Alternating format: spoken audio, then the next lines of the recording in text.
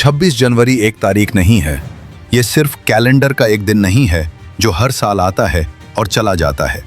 ये वो क्षण है जब भारत खुद को आईने में देखता है। ये वो दिन है जब एक राष्ट्र सिर्फ आज़ाद नहीं बल्कि आत्मनिर्भर होकर खड़ा हुआ।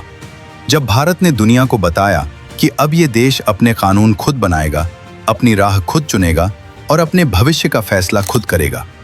जब भी 26 जनवरी की सुबह होती है तो हवा में सिर्फ ठंड नहीं होती, उसमें इतिहास की गूंज होती है।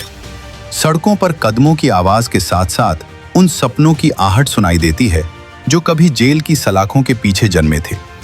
ये दिन हमें याद दिलाता है कि आज़ादी कोई उपहार नहीं थी बल्कि पीढ़ियों की कुर्बानी का नतीजा थी। भारत का ये सफर अचानक शुरू नहीं हुआ। इसके बीज उस समय बोए गए जब ये देश पराधीन था, जब भारतीयों से उनकी जमीन, उनकी आवाज और उनका आत्मसम्मान छीन लिया गया था।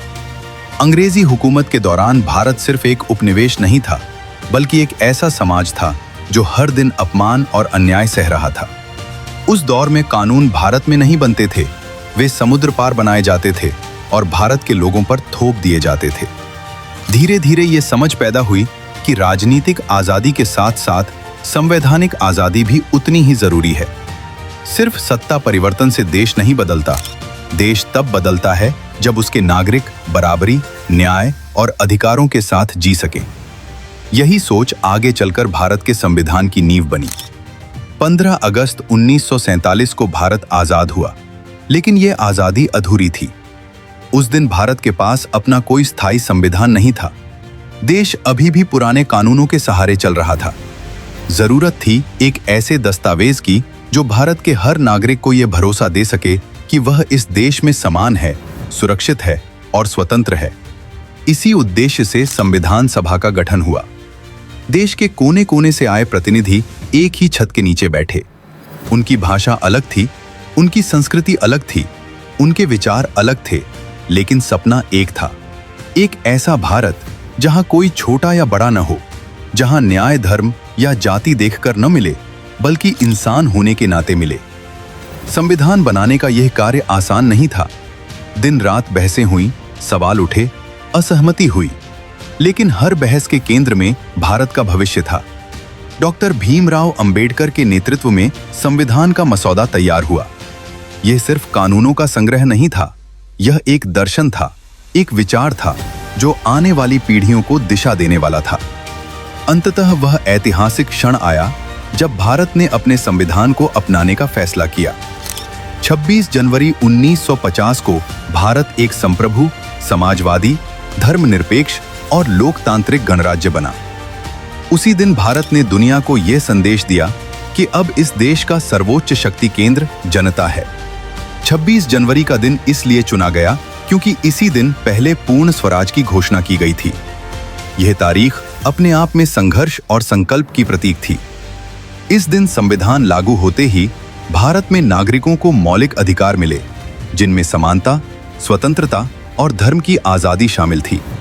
साथ ही नागरिकों पर कर्तव्यों की जिम्मेदारी भी डाली गई ताकि ये लोकतंत्र सिर्फ अधिकारों पर नहीं बल्कि जिम्मेदारी पर भी टिका रहे।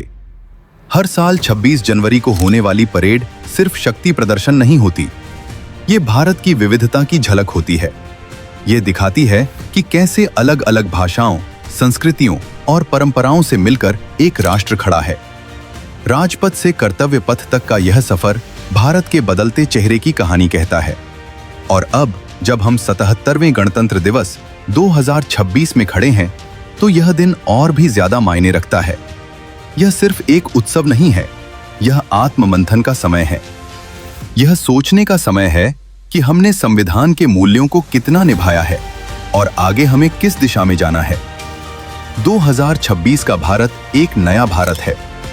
ये भारत तकनीक में आगे बढ़ चुका है, अंतरिक्ष से लेकर समुद्र की गहराइयों तक अपनी पहचान बना चुका है। लेकिन इसके साथ साथ चुनौतियां भी उतनी ही बड़ी हैं। लोकतंत्र को मजबूत बनाए रखना, संविधान की आत्मा को जिंदा रखना और हर नागरिक को बराबरी का एहसास दिलाना आज भी उतना ही जरूरी है। 77वां गणतंत्र दिवस हमें याद दिलाता है कि संविधान कोई किताब नहीं है जिसे अलमारी में बंद कर दिया जाए। यह एक जीवंत दस्तावेज है जो हर दिन हमारे फैसलों, हमारे विचारों और हमारे व्यवहार में झलकना चाहिए। जब एक नागरिक दूसरे नागरिक का सम्मान करता है, जब कानून सबके लिए बराबर होता है, तभी गणतंत्र जीवित रहता है। 26 जनवरी का अर्थ सिर्फ झंडा फहराना या परेड देखना नहीं है। इसका अर्थ है अपने कर्तव्यों को समझना, अपने अधिकारों की रक्षा करना और अपने देश के भविष्य के लिए ईमानदारी से काम करना। ये दिन हमें ये सवाल पूछने पर मजबूर करता है कि क्या हम उस भारत का निर्माण कर रहे हैं जिसकी कल्पना संविधान निर्माताओं ने की थी। जब तिरंगा हवा में लहराता है तो वो सिर्फ कपड़े का टुकड़ा नहीं होता, उसमें उन अनगिनत लोगों की सांसें होती हैं जिन्होंने इस देश के लिए अपना सब कुछ न्योछावर कर दिया।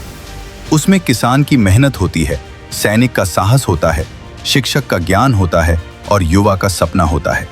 26 जनवरी हमें जोड़ता है अतीत से, वर्तमान से और भविष्य से।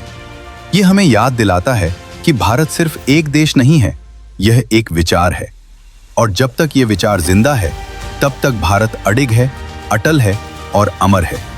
यही है 26 जनवरी की असली कहानी, एक तारीख नहीं बल्कि भारत की आत्मा।